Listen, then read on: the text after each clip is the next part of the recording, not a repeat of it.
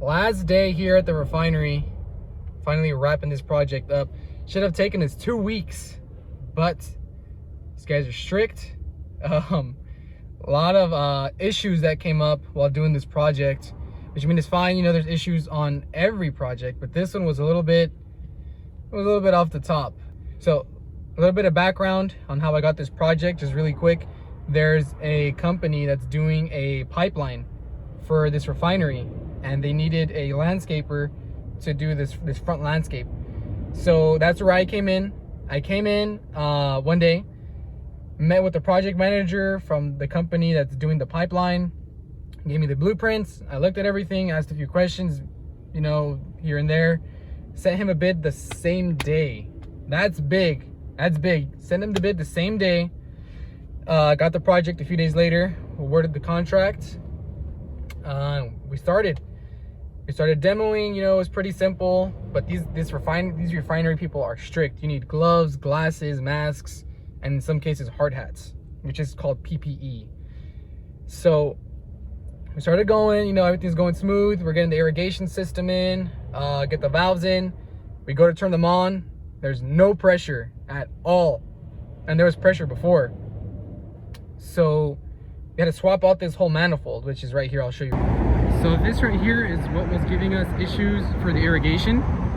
We had to replace this whole manifold. So this 2-inch gate valve right here, 2-inch pressure regulator, 2-inch Y strainer, and 2-inch pressure reducer. See right here we're at a little over 100 psi. Also this union down here. This is fairly simple to replace. We even use all the same nipples because the fittings are, all of these fittings and parts were the same as the older stuff. Just the only tricky part was getting everything to line up right here exactly how it was before. That was probably the hardest part, but I mean, it was pretty simple. It's just Teflon on all the fittings, on all the threads, and then also this paste, this glue. Came out pretty dope. This right here was a change order. This was not in the initial contract. This was 2,400 in parts, and it took us a few hours to do everything, but we had to go through all these clearance with them in there. We got this change order was for about 4,500. It took us a few hours to do it, so I mean, not bad on that. So we fixed the manifold, the 2-inch manifold, all the parts. There was pressure, and also we needed to have a running system for the concrete, because we did that 340 linear foot most strip. So that was ready. The forms were set for the concrete, and this was 100% my fault, because to even set foot on this property, you have to have OSCA training. You have to be cleared by OSCA. You have to take a safety training course. So we show up to pour this concrete. It's ordered for, I think it was 8:30. We show up. I'm excited. Like, you know, LFG, let's fucking go. Let's get this thing down. We're gonna get paid. It was a good day. The whole thing, you know. It was gonna be an early day too. But man. We roll up to the gate. I had the finishers behind me.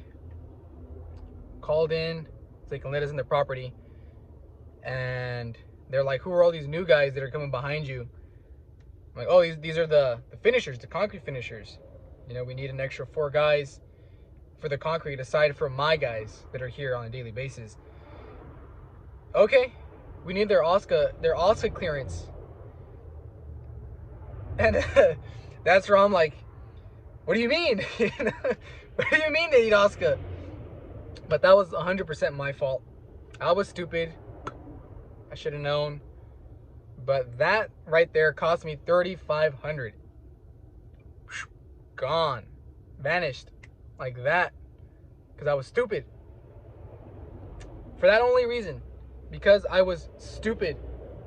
I should have asked if they needed the clearance. Which was obvious that they did. You know, if I needed it, if my guys needed it, it was obvious that all of them had to have the clearance, even if they weren't going to step foot on inside the gate, inside the perimeter of the fence. So I found these finishers, concrete finishers, and a pumper to go get the training. We show up, ready to pour. It was 8 a.m.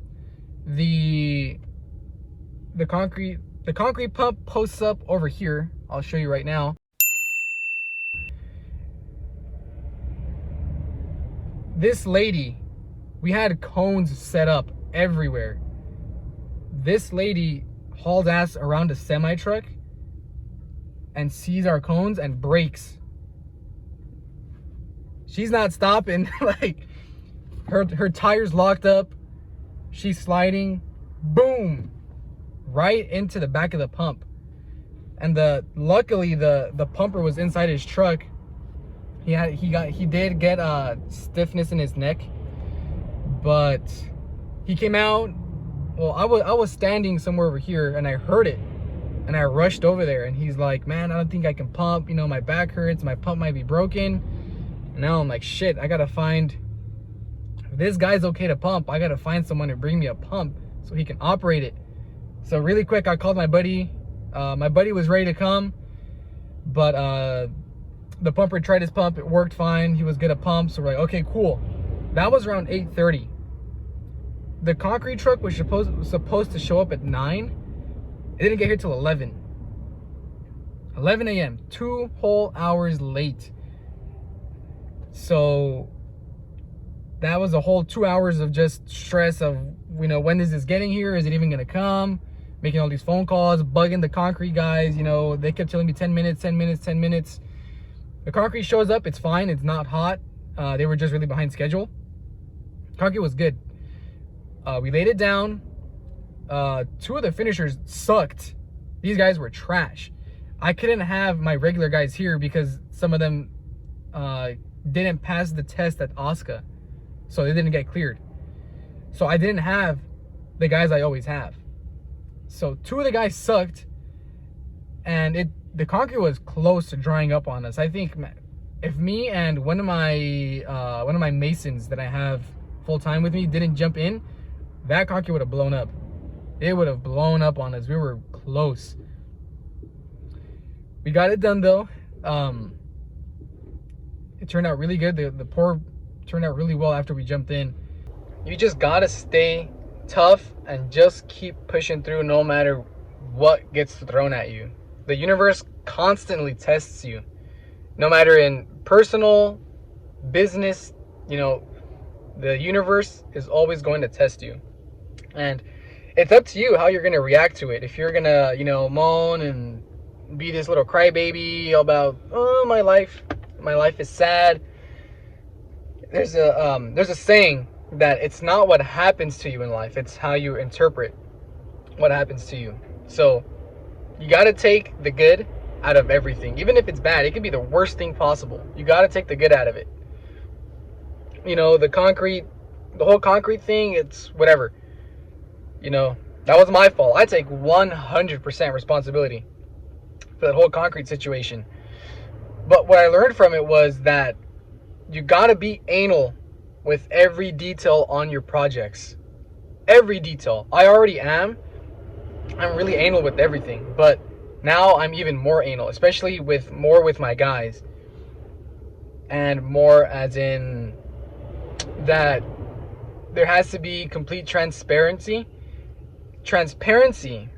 and there has to be no rock left unturned, no question unanswered. It can cost you a lot of money, as you see. It cost me $3,500 and some headaches, which is why you gotta ask questions to people, even if it's the same question. You know, just be clear of everything, of how everything has to go. And not just with a project like this, with a commercial project for a refinery. It's just also for in a residential. And great communication is key with your guys, with the customers, with everybody. Great communication is key. Don't get caught up on the mistakes. You know, make mistakes and move on really quick.